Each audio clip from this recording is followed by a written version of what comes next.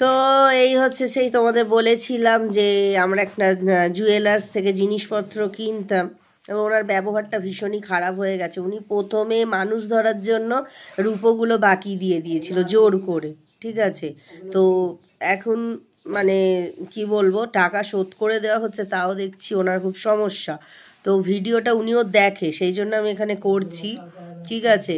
উনি আবার বলছে যে অন্য অন্য যেগুলো ইউটিউবে যেসব জুয়েলার্সগুলো দেখানো হয় সেগুলো নাকি ফেক। তা সেগুলো যদি ফেক হয় সেগুলো ভিডিও হতো না, ঠিক আছে। আমি তো মানি না। আপনি আপনার ব্যবহারটা ঠিক করুন। কাস্টমারকে রাখতে গেলে ব্যবহার ঠিক রাখতে হয়, ঠিক আছে।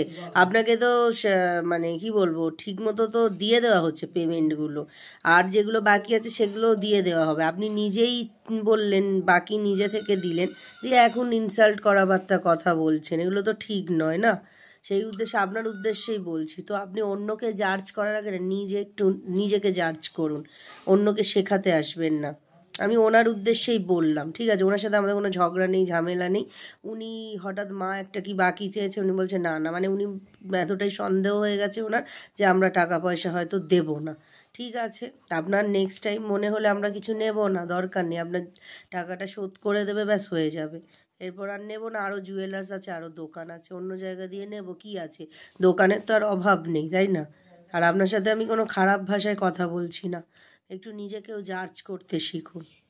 আমি ওই ওনার উদ্দেশ্যেই বললাম। আমি ওনার মানে দোকানটা আরও অ্যাড দিতাম, এখানে ভিডিও করে করে দিতাম।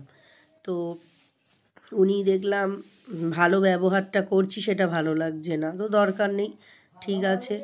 ভালো মানুষকে ওনারা বোঝে না, ঠিক আছে। তো অন্য অন্য জায়গায় দেখেছিলাম অনেকে হাতে পলা পরে ভিডিও দেখায়, দেখেছো তোমরা, সোনার দোকানের ভিডিও দেখেছো। তো আমি একবার ওনার দোকানে গেছিলাম, ভাইরাল পলাটা হাতে পরে পরে মানে সাজিয়ে অনেক রকম কালার ছিল, দেখাতাম। উনি বলছে না না, হাতে পরো না, হয়তো হাতে পরলে অপবিত্র হয়ে যাবে। যাই হোক, দরকার নেই ভাই, অনেক হয়েছে। যেটুকুই বাকি আছে সেটা দিয়ে শোধ করে মাকে বলবো কোনোদিন নেক্সট টাইম কিছু নিতে যাবে না জীবনেও।